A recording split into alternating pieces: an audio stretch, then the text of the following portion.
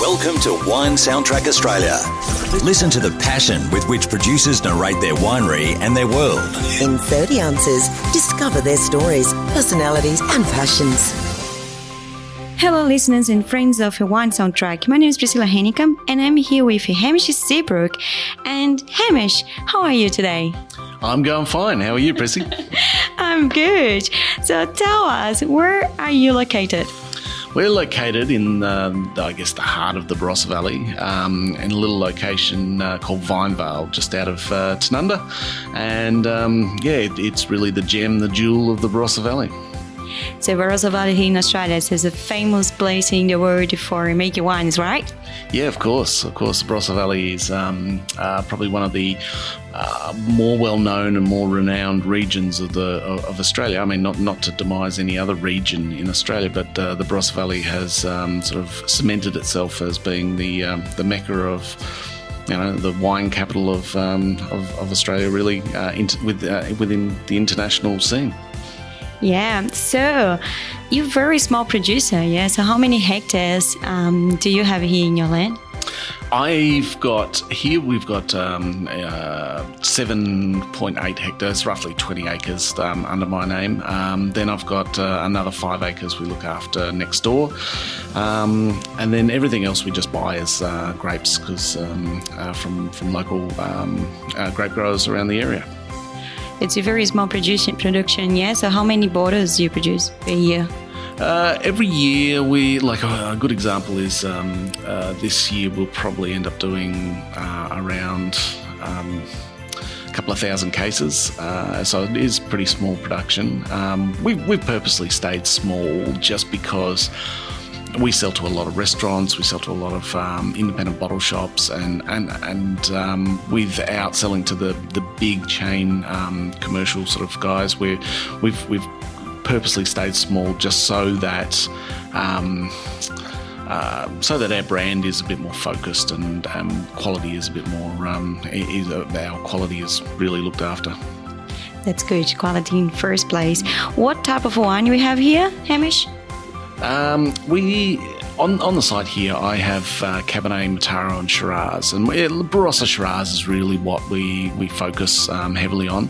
Although Barossa Valley Cabernet is superbly placed, I think it's an old clone, and the Cabernet here we produce is a bit more restrained and a bit more varietally defined compared to what you might find in some of the newer Cabernet plantings around the Barossa Valley.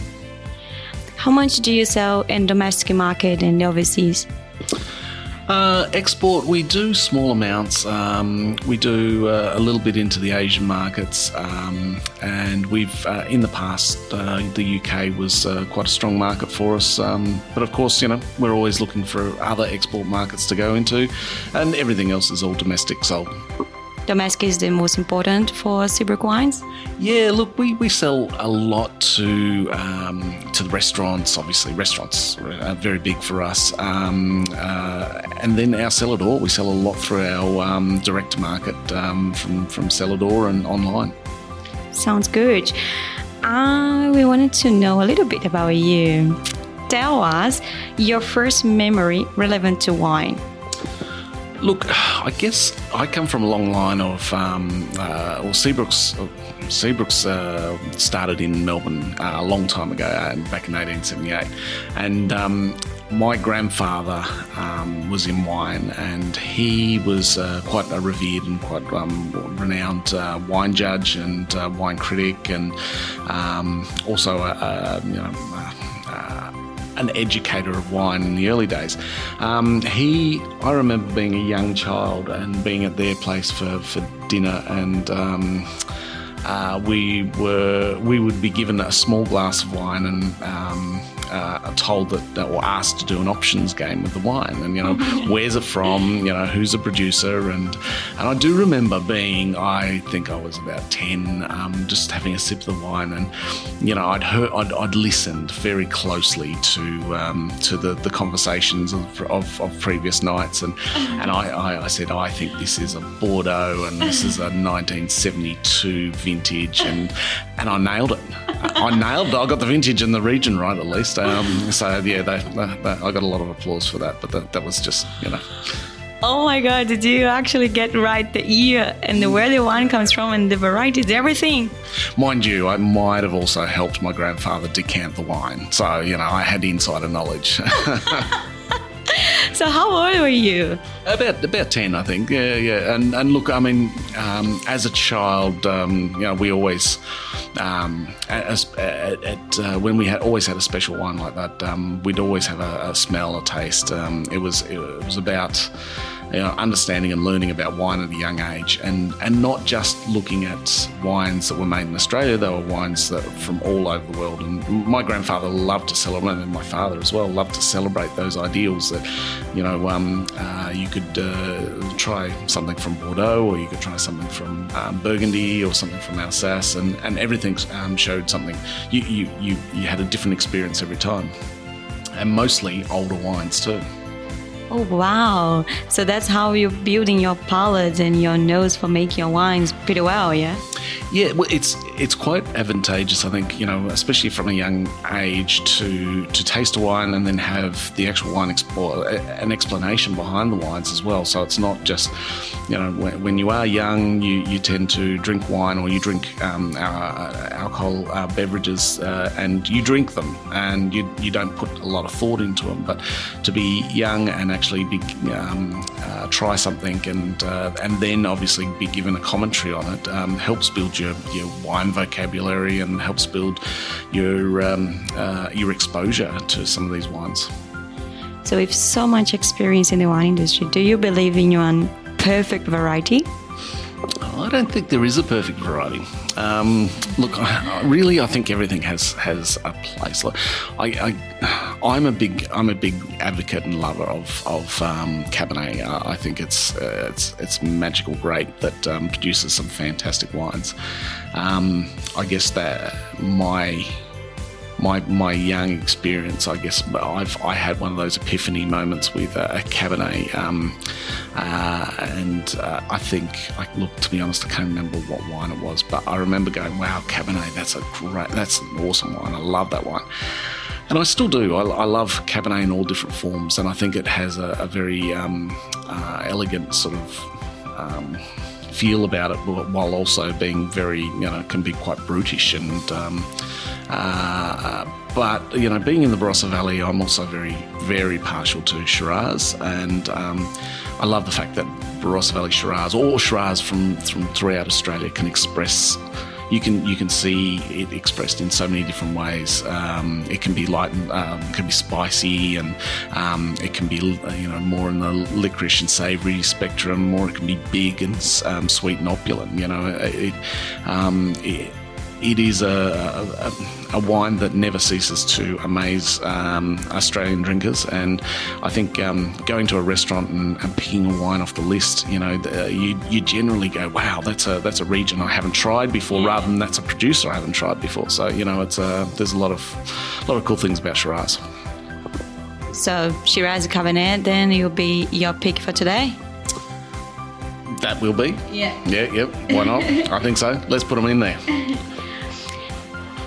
Hamish, I'm pretty sure you have a cellar, yeah? Yeah, I do actually. Yes, yeah, small one, small cellar. It gets diminished quite quickly, but yeah. Tell us, which bottle is the most expensive bottle you have in your cellar? I think I've still got a bottle of Gugal's La Turque, which is, I can't remember how much I paid for it, but a lot of money.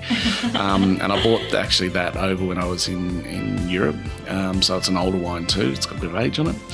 I've got a couple of Bordeaux sitting in the cellar, some older vintages, 75s. You know, I've got a bottle of Grange, who doesn't, you know. But I'm just holding that off to see how that goes. Look, I've got some very old fortifieds as well. So some old bottlings of Seabrooks that we did back in the 60s. So I've got them sitting there. You know, not sure what I'll do with them, but pull them out one day. So we have a little bit international and Australian wines in your cellar, the most expensive bottles, right? Absolutely, yeah. It's funny. I keep my wine cellar away from the house so that if you have a dinner party, you're not tempted to rush over to the cellar and grab something good and drink it when you're not thinking about it or fresh. But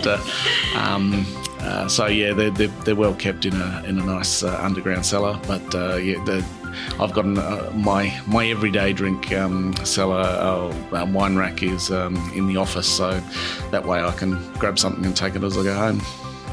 Good. Question. Sure. Just imagine someone very famous in the world is to have like a bottle of Seabrooks wine on the table, and actually some magazines around to take a picture of this famous person with Seabrooks wines on the table. Tell us, do you have any particular actress or actor or singer or someone you would like to see with a Seabrooks wine on the table? Oh, there you go. I reckon someone who'd be fun to meet and would quite enjoy wine would be George Clooney. I think he'd quite enjoy getting a photo snap with some wine. So, when you were little, what did you want to be when you grow up? It's actually an interesting question. When I left high school, I wanted to be in national parks and wildlife. I wanted to work in places like the west coast of Tasmania. I guess I'm a bit of a tree hugger, a bit of a hippie. I really like outdoors, and I love that whole working with the environment sort of thing. And I went to study and signed up for the course and everything, and I took a deferral year and went and worked in a winery just to make some money and that sort of stuff, and then went overseas after that. And I guess I'm still, you could say, still on a deferral year, so I don't think I'll go back to it, but I got the bug working in wineries, and that was it, so I'm hooked already. Have you ever paired like a white wine with meat and red wine with fish? Have I? Look, I don't think there's no set rules. If it works, it works. Yes, I've had red wines with white meats and fish and stuff like that. I mean, Pinot and Grenache are fantastic for that sort of pairing. I mean, I wouldn't go and have a Montepulciano with a very delicate whiting, because I don't think they'll give the whiting too much justice. But and then white wines with red meat, absolutely. I think again, sometimes when you've got meat with a bit of saltiness to them, a little bit of that acidity, like something like a Riesling or a Gewürz might go really well with it, just to cut through the saltiness. But I mean, again, you do run into the trap of having a big piece of protein that has a lot of flavour that overpowers something that might be a little more delicate, like a Riesling. So, again, we used to make a Marsanne here, and I believe Marsanne is one of those varieties that goes really well. It's quite savoury. It can be quite savoury. Goes really well with things with a little bit of spice and a little bit of saltiness to them. So, that's there. There's no rules. Just go with whatever you like, I'd say. That's good, and Marsanne actually is a grape variety. It's we can see a little bit in Barossa Valley as well. We have a lot of influence about this Rhône region in France. So Marsanne is something people really enjoy looking for here in Barossa. Tell us. In Australia, I think we're probably a little more scared to try things outside the box. And so Marsanne it's a lovely drink and people love it, but it's not, I think, the old go-tos, which is the Chardonnay, the Riesling, Pinot Grigio, they seem to be the more mainstay varieties still. But yeah, people really do. I think in Australia, especially South Australia, we're becoming a bit more adventurous and venturing out to taste some different things like Marsanne or Roussanne or Viognier. from my point of view, I love it in the Barossa Valley because it works so well. It's meant to be here. We're a hot, dry climate. We are, even though we're only an hour away from the ocean, we're still pretty Mediterranean, dry land area, and it suits things like Marsanne, Viognier, Roussanne, all of those varieties that are grown down the south of France. We want to know about you, Hamish, again. Tell us, how many bottles of wine do you need to drink to get you drunk? Well, Prissy, I would say you shouldn't be getting drunk off wine. No, look, these days I'm well past the need and want to drink too much these days. So it's probably for me it'd probably not take me much, half a bottle. I don't know. Oh my God, half a bottle. So, when you are not working, how do you spend your free time? When I'm not working, I don't think that's ever happened. Work all the time, and like it's owner, winemaker, looking after the cellar people. It's a lot of things happening every day. Yeah. Yeah, it's go. It's always looking after something. But I enjoy. There's a few things I do, and I work a lot with metal and do some metal work in my shed.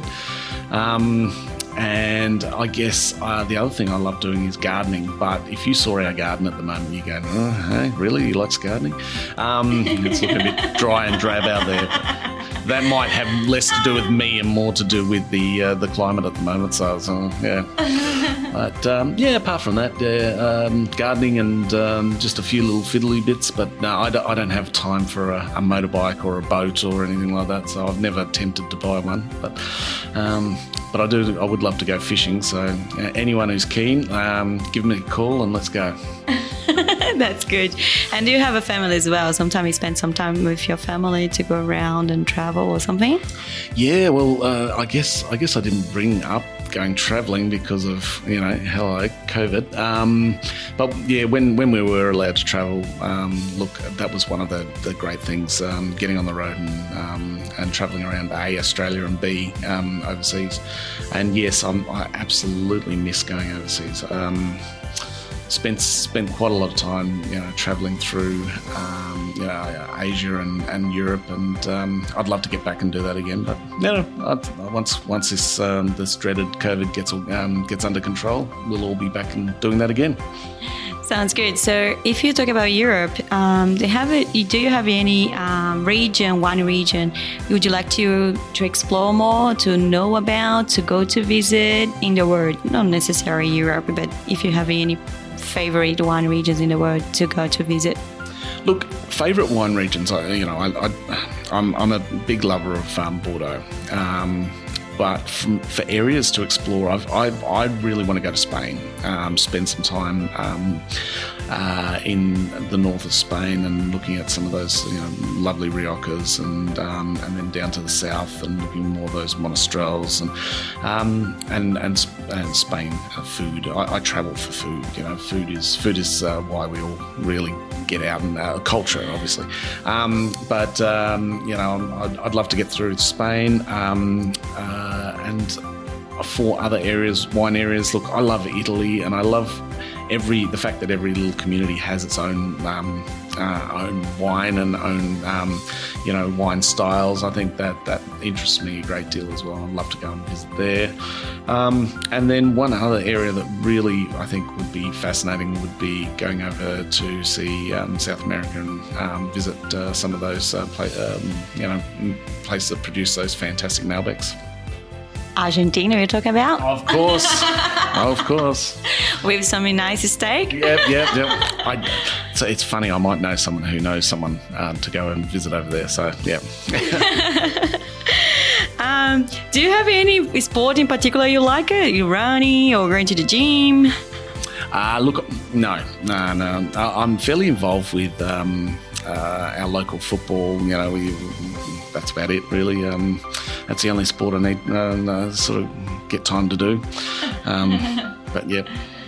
Or maybe winemaker is a lot of it is like a stronger sport as well, because you have a lot of physical work and making wines, right? Yeah, I get all my fitness at vintage time, shoveling, fermenters, you know.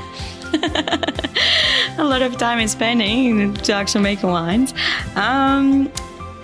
Question. I know you're married, but we wanted to know, where did you go on your first date, or maybe second?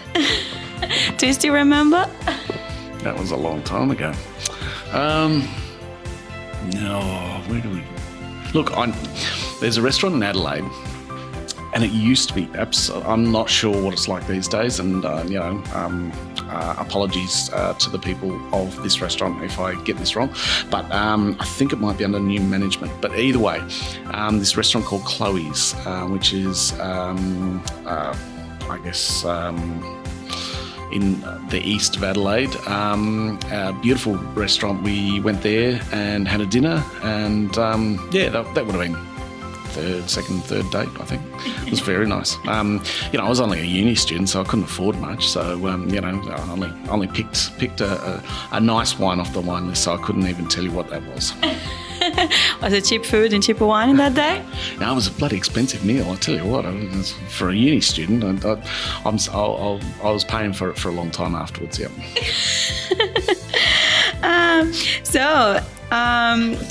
Question for you.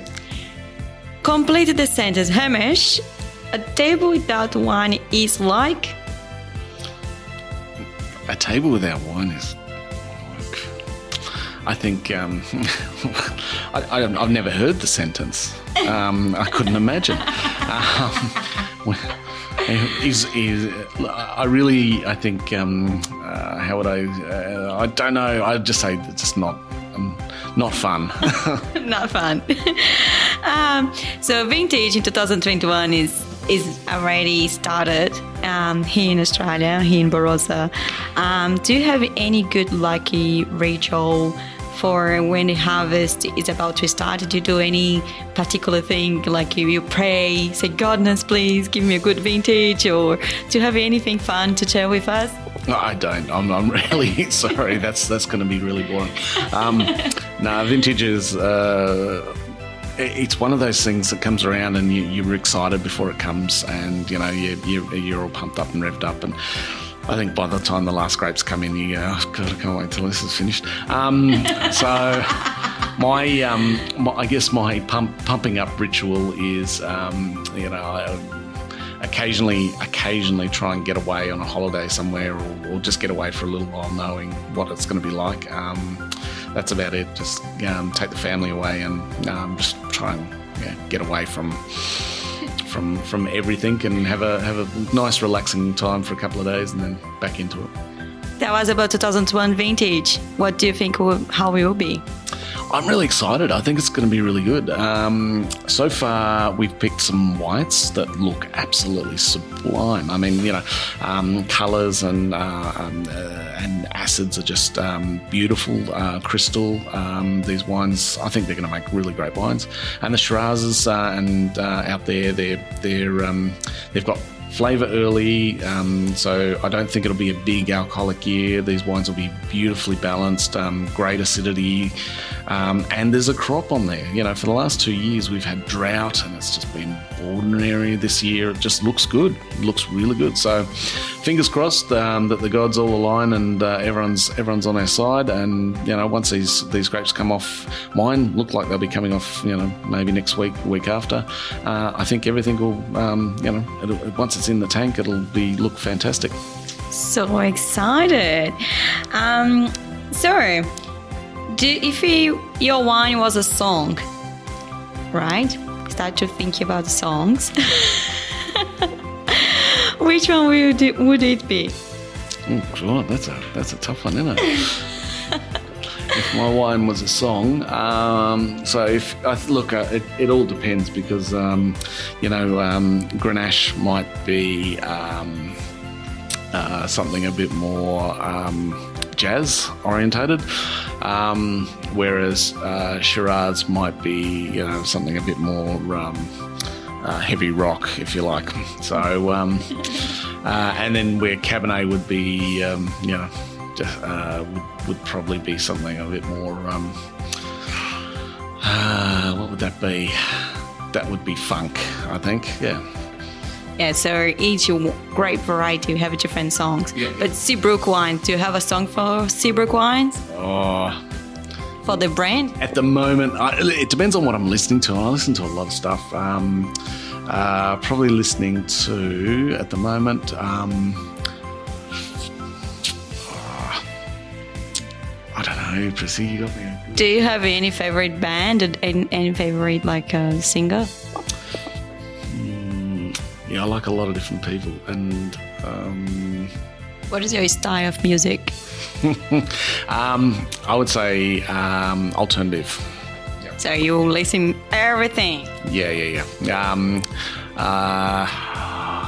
Look, I would say at the moment, Gang of Youth. At the moment, they're probably playing the most on my playlist. And then when you are in the winery, in the wine making process, where you listen, do you listen any songs, any music? Yeah, look, I do. I listen to a whole different swag of different things. Yesterday when I was in the winery, it was 90s alternative rock. Sounds fun. Yeah. But otherwise, in the cellar door, we play a lot of playlists from people like, Aussie artists like, Gang of Youth, Middle Kids, with Violent Soho even at some stage. So, yeah. That's good. So what sort of wines do you believe you'll be drunk in the future in the year 2300? Oh, geez, there you go. You know what? Climate's shifting, and the way that we grow things are becoming more and more dependent on rainfall, especially in the Barossa Valley here. And so irrigation's just not cutting it for those more delicate varieties and Shiraz, believe me, is a bit of a wuss. It falls apart really easily without water. I think varieties such as Niradavla, Montepulciano, varieties that are a bit more, I guess, used to hot weather, they're going to really surface. Things like Cabernet, they're still going to be mainstay in the Barossa. Shiraz, of course, will be, but I think we'll be looking at more alternative varieties that, are used to hotter weather. So we pretty much climate change, it will be pretty much changing everything. I think there's going to be a necessity too, because we're always going to drink Shiraz, and we're always going to drink Cabernet, and we're always going to drink. But I think varieties like in the Barossa Valley, I'm talking about only, varieties like Merlot are becoming less and less easy to grow because they're not coping with the heat as much.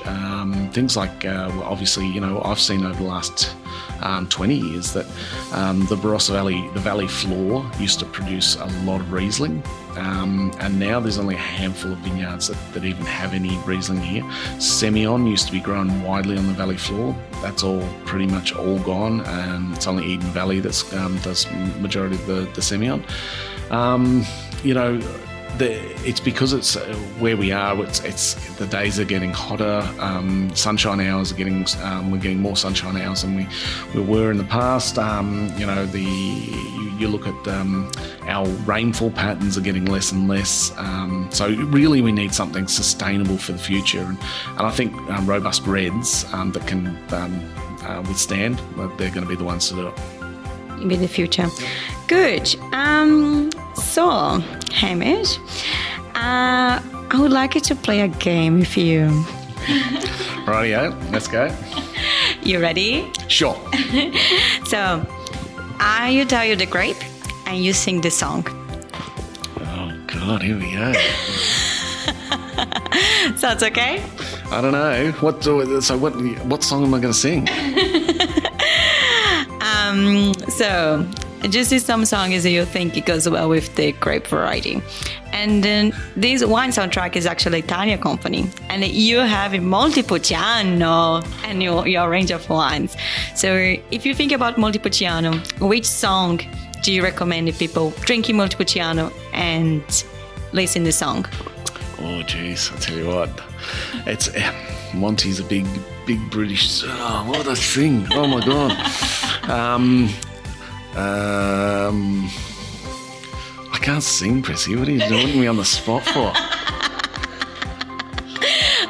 Okay, you can tell the name of the song if you like it. All right. Maybe a Montepulciano I would do as maybe. I think.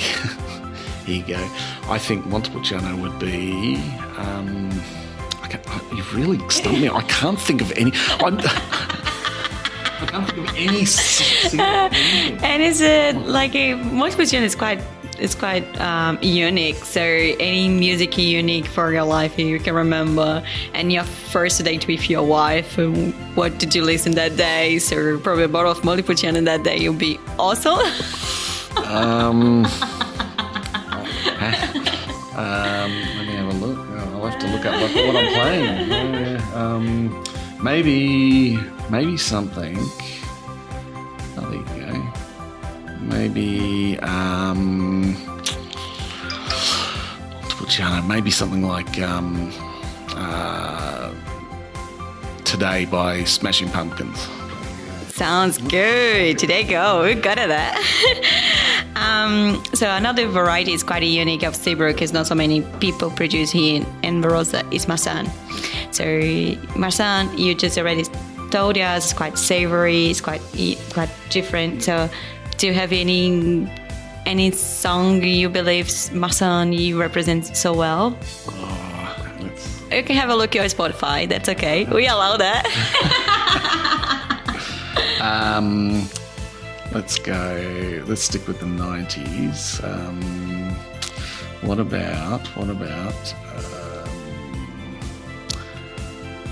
about Glycerine by Bush? Oh wow! Well done. Riesling is another great variety we did not talk about, but people quite know you about your Riesling from Eden Valley. It's quite impressive Riesling for that region. So Riesling is quite citric, quite elegant style. So what do you think will be the song? I think that'll be something a bit light, something a bit lighter. I think. Look, that would probably be something like Matt Corby. What's that song? And I can't remember the name of it. Oh my God. Hi guys, it's just look in the Spotify. So maybe something like Resolution by Matt Corby. Oh wow, that's good. I like that song. Last grape is the famous Shiraz. I'm pretty sure you're drinking your Shiraz pretty much very often. You always share your Shiraz with a lot of people. So Shiraz is pretty much the grape growing in Barossa Valley, like most of you know. So you need like a strong song for that Shiraz. Okay, strong song for the Shiraz. Something that might be a bit of fun. What about?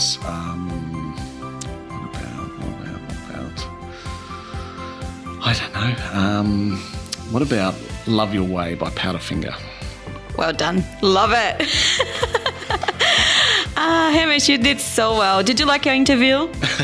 Well, you put me on the spot a bit. I